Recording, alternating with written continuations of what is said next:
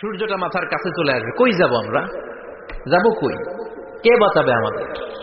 কই যাব এত মানুষ আমরা সেদিন? সূর্যটা মাথার কাছে চলে আসবে ভাই সেদিন। সূর্যের প্রচন্ড তাপে মাথার মগজগুলো ভাতের মাড়ের মতো গলে গলে নাকের ছিদ্র আর কানের ছিদ্র দিয়ে বেয়ে বেয়ে পড়বে। জিহ্বাটা তৃষ্ণায় বেরোতে বেরোতে নাভি পর্যন্ত এসে ঝুলে থাকবে কুকুরের মতো, ক্লান্ত শ্রান্ত ঘর্মাক্ত পেরেশান, বাঁচানোর কেউ নাই। মায়ের সাথে জিজ্ঞেস করলেন, ইয়া রাসূলুল্লাহ, ডোন্ট দে ফিল এনি শাই?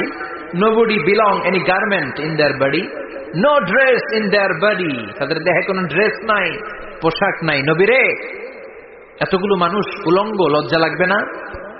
বিশ্বনবী বললেন, আয়েশা তুমি লজ্জার চিন্তা করো, সেদিন বাবা ছেলেরে দেখে দৌড়ে পালাবে, মা তার মেয়েকে দেখে দৌড়ে পালাবে।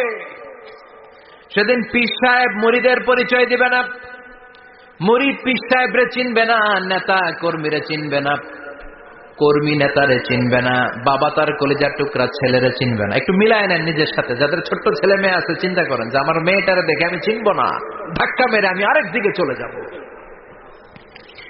প্রিয়তমা স্ত্রীকে আমি চিনব না, যে স্ত্রীর সাথে এত ভালোবাসাবাসি, স্ত্রীকে দেখে আমি পরিচয় দিব না, চিনব না। স্ত্রী আমারে চিনবে না, ভাই ভাইরে চিনবে না, বন্ধু বন্ধুরে চিনবে না, ইমাম সাহেব মুসল্লি চিনবে না, মুসল্লি ইমাম সাহেব চিনবে না, পীর মুরিদরে চিনবে না, মুরিদ পীররে চিনবে না, কেউ কাউরে চিনবে না। ও আয়েশা, দিনটা এত ভয়ঙ্কর হবে, বাঁচাও বাঁচাও, ইয়া নফসি বলে একবার ওই বিপদের দিনে মানুষ যে আকাশের দিকে এরকম তাকাবে, কার গায়ে জামা আছে কার গায়ে জামা নাই।